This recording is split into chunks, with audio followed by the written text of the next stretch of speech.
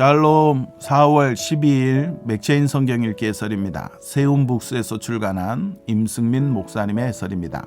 레위기 16장은 속죄일에 관한 규례죠.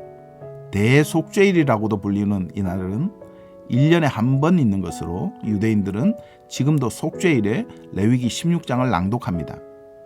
이날은 대제사장인 아론이 자기를 위한 속죄 제물을 드림으로 시작하죠. 그리고 백성을 위한 2마리의 염소 중 하나는 제물로 바치고 다른 하나는 광야로 보냅니다. 이때 광야로 보내는 염소에게는 아론이 안수를 하는데요. 이스라엘 자손의 모든 불의와 그 범한 모든 죄를 아뢰고 그 죄를 염소의 머리에 두기 위한 거죠. 제물로 바쳐지는 염소는 이스라엘의 죄를 대신해 죽음을 뜻하고, 광야로 보내지는 염소는 이스라엘의 죄가 멀리 옮겨짐을 의미하죠. 속죄일은 예수 그리스도의 십자가로 완성됩니다. 그리스도는 우리를 위한 대속 제물이 되셨죠. 그리스도께서 죽으심으로 우리의 죄가 모두 제거되었습니다. 율법은 1년에 한 번 속죄일이 필요하다고 말하지만, 복음은 그리스도의 죽으심이 우리를 영원히 속죄하였다고 선포합니다. 시편 19편은 율법의 아름다움을 노래하죠. 다윗은 먼저 온 세상이 하나님의 영광을 나타낸다고 찬양합니다. 비록 창조된 세상은 말이 없지만 믿음이 있는 사람은 그것을 발견할 수 있습니다. 반면에 율법은 하나님의 영광을 명확히 말하죠. 그래서 다윗은 율법이 완전하다고 말합니다. 율법은 지혜롭게 할 만큼 선명하고 마음을 기쁘게 할 만큼 분명합니다. 율법을 통해 우리는 하나님을 아는 지식을 정확하고 풍성하게 얻습니다. 특히 율법을 정직하게 읽으면 하나님께서 참으로 좋으신 분임을 알게 되죠. 하나님께서 우리를 구원하시는 분이요 도우시는 분이라는 사실도 분명하게 깨닫습니다. 14절에 나의 반석이시요 나의 구속자이신 여호와여 라고 고백하죠. 잠언 30장은 아굴의 잠언입니다. 아굴이 누구인지 정확히 알 수는 없습니다. 다만 지혜로운 사람의 특징인 겸손을 갖추었음을 확인할 수 있죠.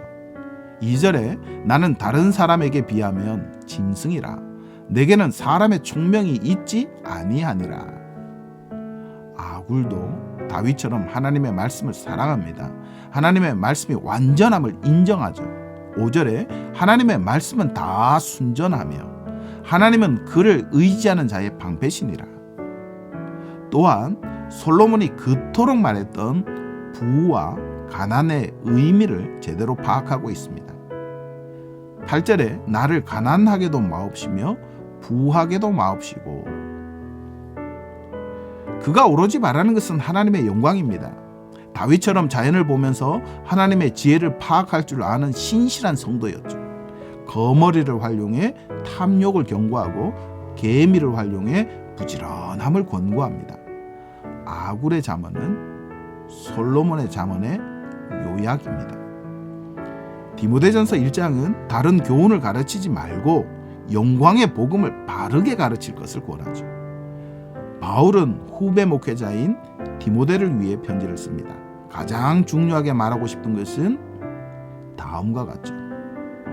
3절에 내가 마게도냐로 갈 때에 너를 권하여 에베소에 머물라 한 것은 어떤 사람들을 명하여 다른 교훈을 가르치지 말며, 초대교회 당시 바울이 항상 싸웠던 문제는 바른 복음을 지키는 것이었죠.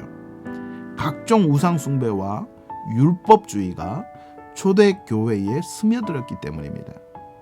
사람들은 율법을 바르게 이해하지 못했죠. 여전히 율법이 구원에 일정한 역할을 한다고 믿었습니다. 예수 그리스도를 믿는 믿음에 율법의 행위가 어느 정도 더해져야 한다고 믿은 거죠. 바울은 디모데가 율법과 복음을 바르게 분별할 것을 원했습니다. 그리고 오직 하나님께서 맡기신 영광의 복음, 우리 주 예수 그리스도의 교훈만을 바르게 가르치라고 권합니다. 모든 성경 안에서 복음을 찾는 일은 특별한 것이 아닙니다. 당연한 것이죠.